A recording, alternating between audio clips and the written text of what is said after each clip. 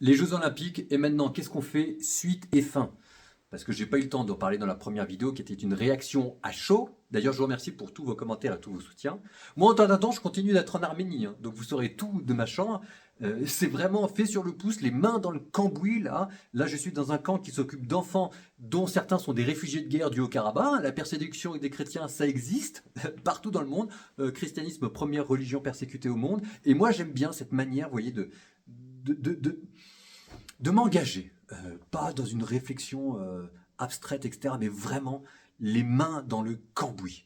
Et maintenant, qu'est-ce qu'on fait? Parce que ça va pas s'arrêter là, hein. Mettez-vous bien dans le crâne que ces histoires-là, ça va pas s'arrêter là et qu'on a intérêt de se préparer. Donc, ce qu'on fait, c'est qu'on évite de se faire avoir, parce que vous avez déjà toute une contre-propagande qui est en train de se mettre en place pour vous dire ah ouais, mais il y a déjà eu tellement de reprises qu'une de plus, une de moins, et puis pourquoi vous aviez rien dit, gna gna gna.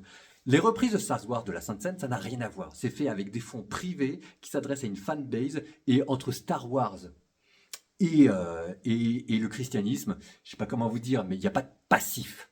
Alors que là, vous êtes dans un contexte qui se veut d'unité nationale avec des financements publics, et en plus, je suis désolé de le dire, mais il y a un passif. Alors moi, je veux bien qu'on fasse tous les efforts, et on les fait. On les fait pour essayer d'être le plus délicat et le plus charitable possible avec les gens qui ne sont pas d'accord avec le christianisme, avec les militants LGBT, etc. Mais d'un côté, on nous demande d'être hyper délicat, et de l'autre côté, on vous prend vos références, et là, on vous les fout à la gueule. Donc voilà, on arrête de se faire avoir, et en plus, toujours dans la contre-propagande, là, on n'arrête pas de vous servir le festin des dieux. Le festin des dieux, c'est déjà une scène qui fait référence à l'Eucharistie. Si jamais vous ne reconnaissez pas dans les plis de la nappe qu'il y a l'amidon qui normalement sert pour les nappes d'autel liturgiques, ça veut dire que vous ne comprenez rien au XVIe et au XVIIe siècle. Donc le festin des dieux, dont on n'arrête pas de nous dire que c'était la première référence, fait lui-même référence à la scène de Léonard de Vinci. Donc qu'on arrête de nous dire que c'est pas nous, que c'est nous qui ne connaissons pas l'histoire des arts. Stop. Deux, ce qu'on arrête après, c'est d'éviter les faux plans. Les faux plans, c'est vouloir faire des manifestations. Les manifestations, ça sert à rien d'abord parce qu'elles seront interdites, parce que c'est pas le moment pendant les Jeux Olympiques.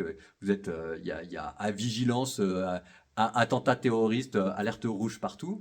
Et puis ensuite, généralement, quand on fait des manifestations, ça sert juste à être compté par les policiers qui ensuite viennent vous ridiculiser parce que disent ah ils étaient juste, je sais pas combien.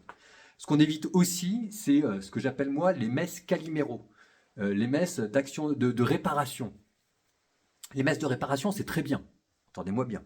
Les messes de réparation, c'est très bien quand ça vient accompagner l'action, pas quand ça vient s'y substituer. Et là, c'est tout de suite ce qui est en train de se passer. On va faire des messes de réparation. Mais non, un problème politique demande une réponse politique. Et la dévotion, la prière, vient accompagner l'engagement. Et ensuite, trois, ce qu'on fait, c'est que c'est parfaitement clair. En ce moment, on n'est pas capable d'avoir une action politique qui soit efficace. Je veux dire, ça se saurait. Donc ça veut dire que ce qu'il faut faire, c'est qu'on se réarme moralement, qu'on se réarme politiquement. Se réarmer moralement, ça veut dire que on arrête d'être trop gentil et on se donne les moyens intellectuels et moraux de se nous dire que ce que nous demande Dieu, c'est de défendre son honneur. Ça a besoin d'être pensé moralement. Et deux, ensuite, une pensée politique aussi, parce que c'est déjà entre nous, chrétiens, qu'il faut qu'on apprenne à rassembler nos voix pour pouvoir ensuite s'engager. Pour l'instant, on n'a même pas de stratégie. On est trop fragile. Ça ne sert à rien de vouloir aller trop vite, trop loin. Donc, on se pose et on se réarme. Alors, moi, maintenant, une fois que j'ai dit ça, je ne m'arrête pas là.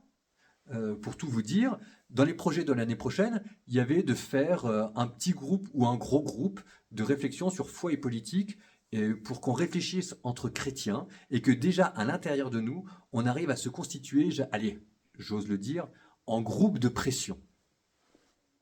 Euh, alors, alors j'avais beaucoup de projets, donc j'en avais parlé, j'en avais pas parlé, etc. Et puis là, par exemple, je voudrais faire évoluer mon Instagram pour qu'il soit plus pro, pour en faire quasiment une sorte d'école de spiritualité. La chaîne YouTube est arrivée à maturité et on avait ce projet-là de penser la chrétienté avec des moyens du 21e siècle. Et moi, je dis qu'il y en a. Je dis qu'il y en a. Donc, si ça vous intéresse, moi, ce que je vous propose, c'est que je vous mets un lien en bas et vous vous inscrivez. Je ne sais pas si on va le faire ou pas, je ne vous promets rien, je ne vous fais pas de fausses promesses, mais je vous promets ça. C'est en tout cas d'y réfléchir très sérieusement et en fonction de votre enthousiasme, de vos réponses, de le passer dans les priorités.